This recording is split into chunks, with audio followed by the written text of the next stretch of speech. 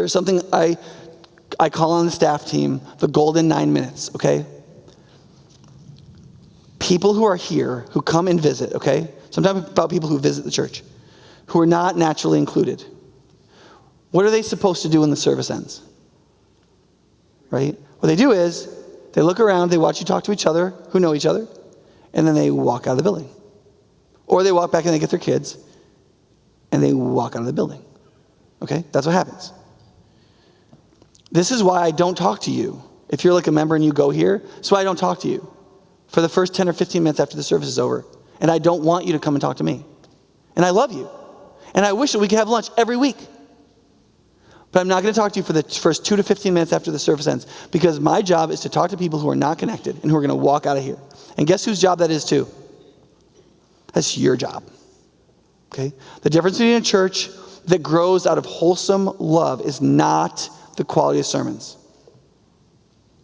It is the diligence by which people in the church choose lovingly to give their attention freely to people who do not yet fully belong, who push out the diversion and the distraction, even of good and wholesome friendship, for a time in order to embrace the wholesome discipline of including other people, either because who are on the outside because of dividing walls of hostility, or who are on the outside because they're just not yet included.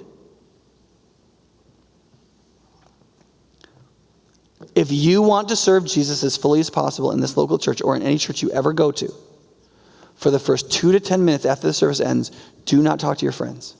Do not talk to the people in your small group. You look for people who you don't recognize. Maybe they've gone here for years. Just ask a question like, how long have you been attending High Point? Or can we do introductions again? I don't think I remember your name. And then they say, well, this is my first week. And you say, oh, well, great. And then you meet them. And then you ask them 2 questions about themselves. And if they're into it and they give you good answers and they seem like they're into the conversation, then have a conversation. And if they're not, you'll be like, well, listen, I don't want to keep you. I'm just so glad you came. I hope I get to see you next week. Right? And if they're new to town, or if it seems like there's something going on in their life, invite them to lunch. And take them to lunch and listen to them for an hour and ignore your friends for a week.